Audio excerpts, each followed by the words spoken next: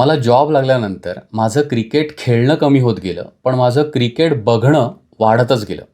Job संध्याकाळी सुटला, की आम्ही सगळे मित्र एकमेकांना फोनाफोनी करायचो. मग कोणत्यातरी पबमध्ये जायचो आणि मॅच बघायचो. मग आमची टोकाची भांडणं सुरू व्हायची. असाच आमचा एक क्रिकेटवेडा मित्र, त्याची नोकरी गेली आणि तो जवळजवळ 1 वर्ष बेरोजगार होता. खूप वाईट परिस्थिती होती त्याची आणि त्याच दरम्यान आम्ही असेच एका पबमध्ये क्रिकेट मॅच बघायला गेलो.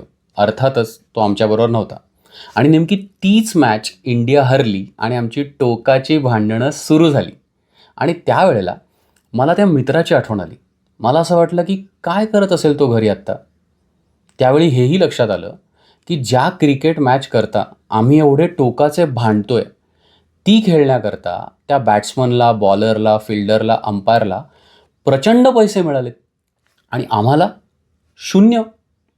आणि मग जाणवलं की आपण आपल्या आयुष्यात कोणत्याही गोष्टीला किती महत्त्व आणि किती वेळ देतोय याबद्दल आपण जागरूक असायला हवं. जस्ट एक थॉट.